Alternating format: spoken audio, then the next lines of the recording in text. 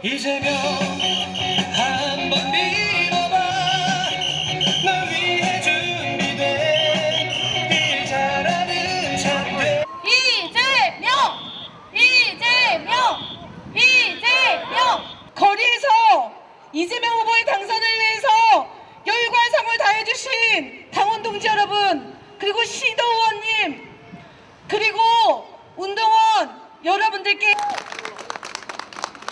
실제로 무슨 일이 있었는가, 긴 역사 다 빼고 문재인 정부의 3가지 기록을 여러분께 말씀드릴게요.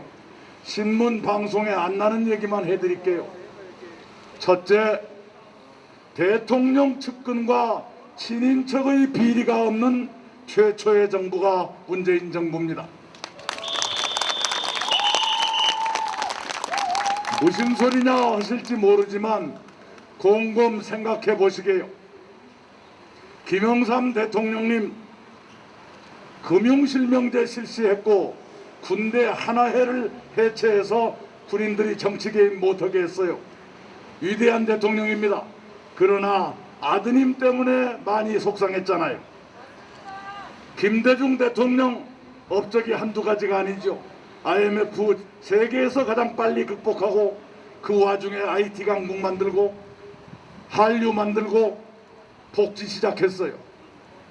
그리고 노벨상도 받으셨잖아요. 그런 위대한 대통령이지만 아드님 3분 때문에 상처 많이 받았잖아요. 노무현 대통령 지금도 가장 인기가 높은 전직 대통령이시지만 형님 때문에 상처받았잖아요. 이명박 대통령은 가족이 아니라 자기가 해버렸잖아요. 박근혜 대통령 가족 없어서 괜찮을까 했더니 최씨 아주머니가 해버렸잖아요. 이게 대한민국 역사예요. 그러나 문재인 대통령은 5년 동안 가족, 친인척, 측근의 비리가 없이 지금까지 오고 있습니다. 문재인 대통령께서 퇴임 2달 앞둔 시점까지 역사상 가장 높은 지지도를 유지하고 계시는 것은 여러 이유가 있겠지만 그 중에 제일 가는 이유는 측근 친인척 비리가 없는 것, 그것이라고 저는 생각을 해요.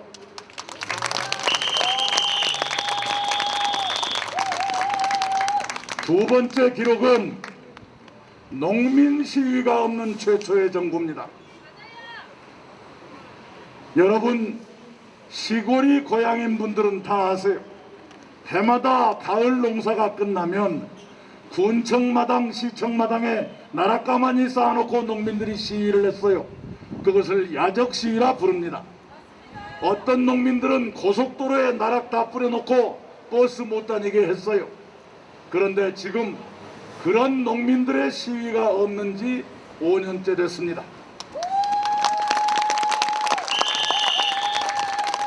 농민들은 지금도 어렵습니다. 그래도 그런 대규모 시위가 없을 만큼은 됐다. 이것도 분명히 발전 아니겠는가, 이 말씀입니다. 세 번째, 남북한 사이에 군사적 충돌, 서로 총진하는 일이 없는 최초의 정부가 문재인 정부예요. 그 말씀이 또 무슨 말씀이냐 하실지 모르죠? 곰곰 생각해 보자고요. 우리 아이들이 지금도 군대 가서 다치기도 하고 희생되기도 해요. 그러나 그 일이 부대 안에서 있었던 일이지, 우리 휴전선에서 군인들끼리 총질해서 그런 일이 생긴 것은 5년 동안 한 건도 없었다. 이것이 평화가 아니고 무엇이 평화냐? 그 말씀을 여러분께 드립니다. 바로 그러기 때문에 저희 민주당은 부산 경남 시도민 여러분께 한없이 감사드려야 맞고, 부산 경남 시도민 여러분은 민주당이야말로 우리의 자랑이다, 이렇게 믿으시는 것이 옳겠다, 이 말씀을 먼저 드립니다. 여러분이 평화를 소중하다고 믿으신다면 평화를 만들고 지켜본 경험과 철학과 실력과 실적을 갖춘 민주당을 선택하시고 그 민주당에서 잔뼈가 굵은 이재명 후보에게 국정을 맡기시는 것이 100번이나 옳겠다, 이런 얘기입니다.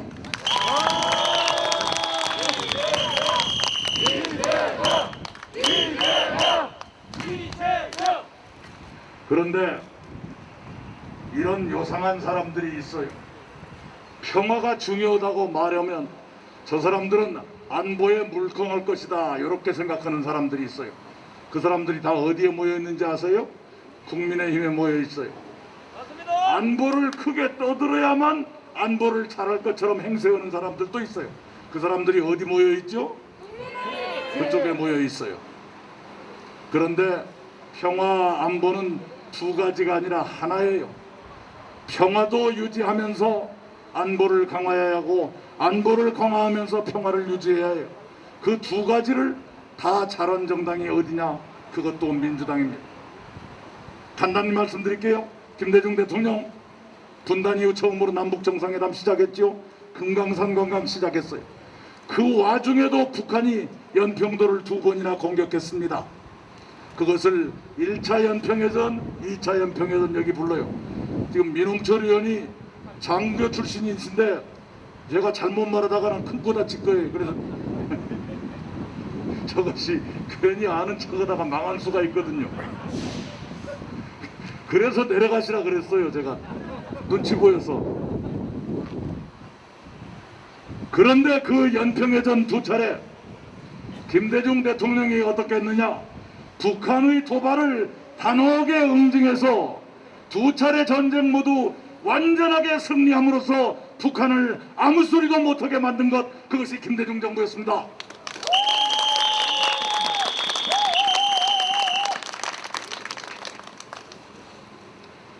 그때 철학이 뭐였느냐? 여러분, 햇볕 정책 그러면 뜻은 미지근하고 물렁물렁거라 그럴 생각하지요. 김대중 대통령이 발표하신 햇볕 정책 맨 윗줄에 나온 것이 이거예요. 도발 불용. 북한이 도발하면 용서하지 않겠다, 이거예요. 근데 윤석열 씨는 우리 민주당을 향해서 말하기를 북한의 도발을 도발이라고 부르지 못하는 사람들이다, 내가 부르고 있잖아요. 김대중 대통령 그렇게 불렀잖아요. 그래서 윤석열 씨한테 제가 주문해요. 비판하는 건 좋은데 알고 비판합시다, 이 얘기를 해요.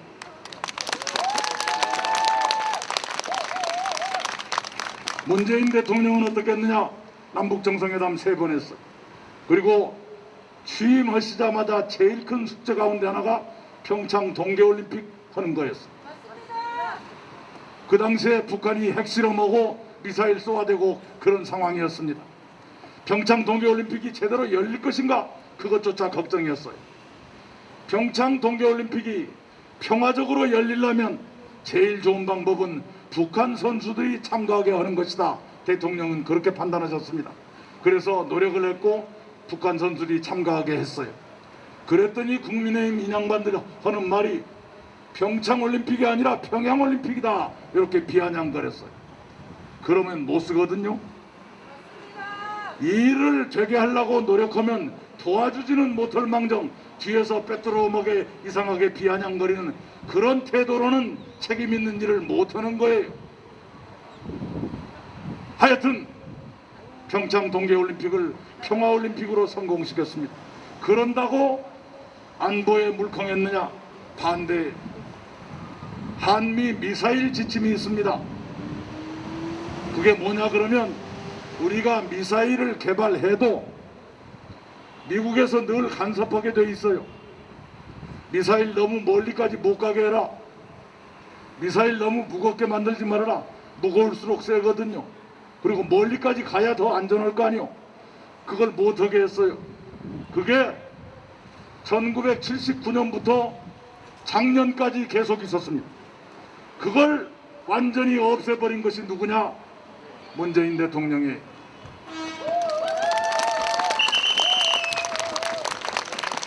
미국에서 바이든 대통령이 취임하시자마자 첫 번째 한미 정상회담에서 담판을 해가지고 한미 미사일 지침을 종료 끝장냈어요.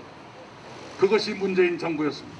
그렇게 돼서 이제는 우리에게 기술과 돈만 있다면 아무런 제약도 없이 누구의 간섭도 받지 않고 미사일을 개발할 수 있게 됐고, 현무4, 현무4라고 하는 어마무시한 미사일도 이미 만들었고 더 센 미사일도 지금 만들고 있을 거예요.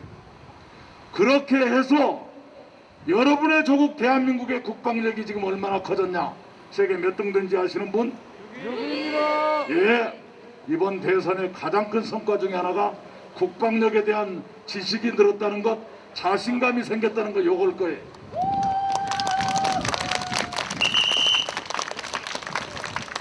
우리 등수 매기는 거 좋아하잖아요. 제가 주소 셀게요. 대한민국 경제 규모 세계 10등, 무역 중에서 수입은 9등, 수출은 8등, 국방력은 6등, 그것을 다 합친 종합국력은 8등. 위대한 국민 여러분이 여러분의 조국 대한민국을 이렇게 당당한 국가로 키워 놓으셨습니다. 여러분이 서로를 마주보면서 당신 참 장한 분이십니다 하고 박수 좀 보내주세요.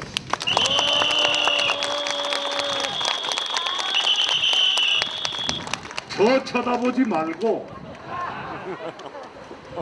예, 이렇게 평화도 이루면서 안보도 강화한 실력을 갖고 있는 것이 민주당입니다. 여러분이 평화를 원하시고 안보도 튼튼하기를 바라신다면 민주당, 그리고 민주당 후보 이재명을 지지해 주십사, 이 말씀을 드릴게요. 우리가 자부심을 갖고 대한민국의 미래를 위해서, 우리를 위해서, 그리고 우리 청년들을 위해서 당당하게 민주당 후보 이재명 후보를 선택해 주시겠죠?